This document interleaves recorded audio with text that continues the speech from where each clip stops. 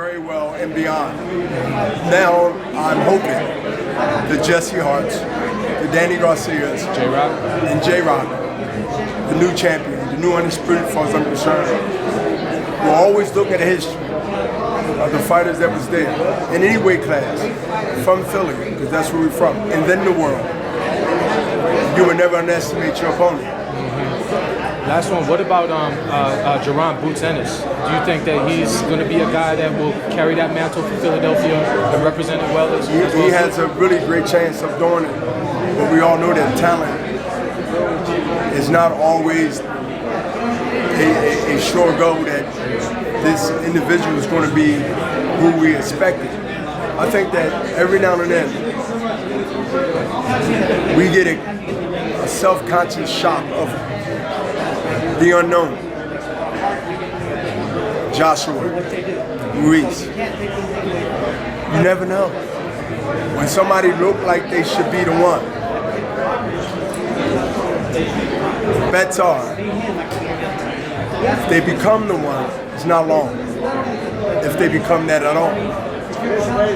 I could look at it like this. When you have more than 1 or 2, 3 fighters in any weight division, and the media will pick, or fans will pick one particular guy that they believe is the best out of that division. And 9 out of 10, even myself, he is the best talented guy.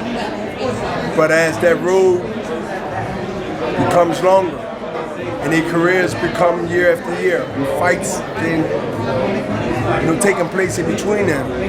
Normally the guy that's supposed to be the favorite normally ain't the guy at the end that we thought that was going to be there.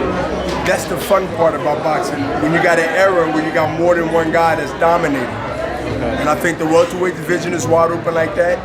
The heavyweight division is definitely, since the Joshua fight, I mean, that's wide open again. You know what I mean? Yeah, you can pick Wilder, but you can say, hey, it's some more 2 or 3 dangerous guys under this heavyweight that don't even have a title. It's hungry. And then they motivated by that, what's happened. So I think that the majority of the time we are right, but every now and then we get that shocker. It could be 10 years, it could be 5 years, it could be whatever. We get that shocker and it changes everything. Hopkins over Trinidad at the Garden. Yeah, that was. Can I get in there for a second now, mate? Yeah. What were you thinking when you were in Puerto Rico and you threw the flag down? What was going through your mind? Fun. Did you know beforehand that it was going to have that reaction? Yeah, it was premeditated. And it worked. Yes. Mark, obviously. Just have 1 minute, would you please? Robert Douglas over from England again. He's producing a documentary on Philadelphia boxers right now, from the Veterans Boxing Association down there, with your best friend Anthony Boyle. Also doing a documentary on Don King, which we spoke about yesterday. Yes. What is it about Philadelphia boxers? And you've taught us so much that people can rise from the ashes and fly again. What is it that's so special about you? It's not necessarily what is it about Philadelphia fighters. It's what's about Philadelphia, period. We are a blue-collar city. That itself show you, when you normally live in a blue-collar city, majority of the people, the percentage are blue-collar workers, and they understand the reality than most who lives in the county or the suburbs. So when you mention Philly, you have to say, where do the toughness come from? Where do the grit come from? Where do the Philly style and Philly fight personality comes that's recognized around the world? Because I live in a blue-collar state. Hard working, balls to the ground, and let's go. That's Philadelphia. Anybody that lives in any other city in the whole United States, let alone even past that, when they hit Philadelphia, the reputation of Philadelphia goes back decades when it was 15-round fighters. It still holds the respect when you mention Philly. In 2019, it's the respect that Philadelphia had from the past that still lingers now, today. Because of when you live in a blue-collar state, when you live in a state that has over 70% of blue-collar workers, they understand that when you go in there and fight them, whether it's football, basketball, or anything else, you're going to be in for a fight. You might win, but you know that you was in the fight. And that's what Philadelphia breeds when it comes to football. And matter of fact, boxing, basketball, I said football, hockey, you're going to have a fight. You mentioned Philly, you're going to be in a fight. Anybody living in any state will tell you, you get ready for a hockey team, even go back to Bobby Clark years, you're going to get a fight. You're going to get a fight. So I lived there from 88 to 91, and In when the guys, I lived there, yeah. I knew that. No, I knew that? Yeah. You know how I know that? How? You lived in Philadelphia, right? 3 years, from 88 to 91. Very formative, just after the move situation I know why you happened. but yeah, when they dropped the bomb on West Philly. But you know why I knew you lived in Philadelphia? How come? Look at your news. I know, it's been bust up, mate. You know what I mean? You was on Broad Street at the wrong damn time. I know. Listen, we're doing a documentary once again called Don King and I, with Joe Hand next week. We're going. I'll see you in Philly. Yeah, I'll we'll be see there. you in Philly. With Joe We're going to with Tim Witherspoon. We're going to Deer Lake. We want you to join us. You're going to join us. Yes. Did you get my information to I've join? got the information. Yes, sir. I dropped you a text today. I'll see you in a week. Great, yeah. Right? A week, right? Most definitely. We're going to be there on the 17th. I just want to know. He was from Youngstown State, he went to. I know about him too. Yes. Hey, you fought for so many years, man, and you gave inspiration to older guys like me. Yep. What was it about you that other fighters they can't seem to do? You know, to be at an advanced age and be successful. I think the discipline going further in your career after success, I think that's where not only boxing, but I think that's where most athletes will be challenged at. And that is, once you get the bread, right? Once you get the bread in your bread basket, once you get food in your refrigerator, once you get the things that you wanted to get since you became, recognized as the breadwinner, the ones that's going to actually make it and do something in life, how do your hunger still stay in your gut? You understand? Yeah. Like, you got to take boxing and take life and take sports the same way you meet your mate, right? It's called the honeymoon stages. And once you get to the honeymoon stages, that honeymoon stages has to be all the time, not just a few weeks or a few months.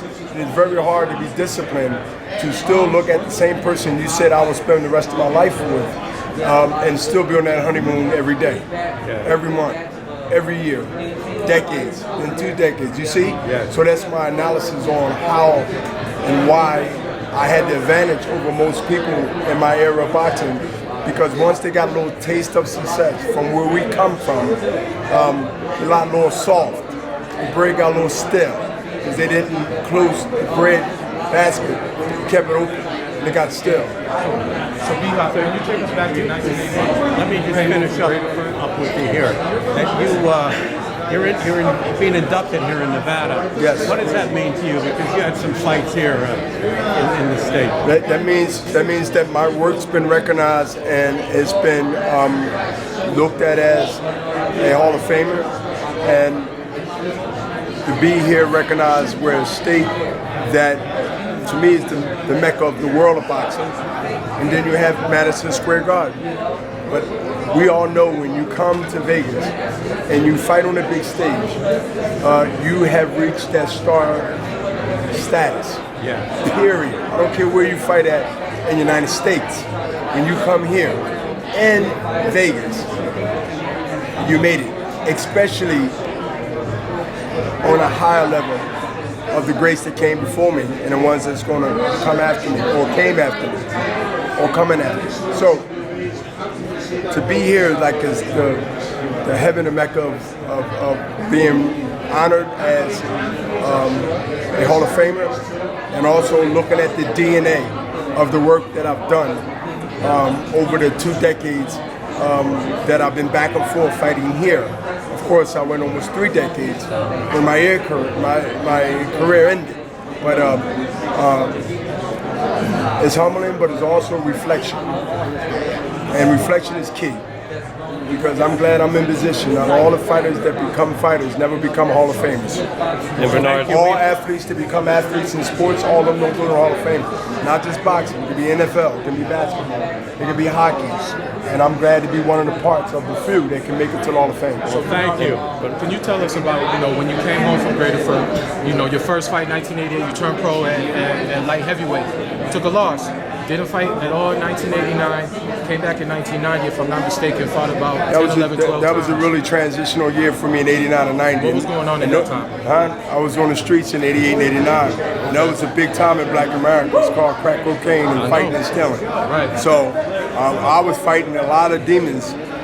Even with 8, 9 years parole still left on my head. Because if any time I would have violated, anytime I would have sneezed, as Dr. King would say, when he got stabbed by a pen, if he would have sneezed, he would have drowned in his own blood. Well, if I would have sneezed, I would have been back facing the front time of the new time that I already had, and then I had to get back time, so I got hit double. And I believe, matter of fact, the statistic would say that I had a no chance in hell for myself or me to be able to restructure my career after being not only 3 strikes out, but probably 8 by that time.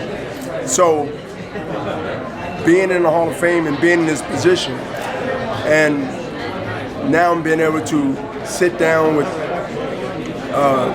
important writers, important producers and things as I am and been doing for the last 7 months, going over the DNA and the things of my life so it can be somewhere where people around the world can read.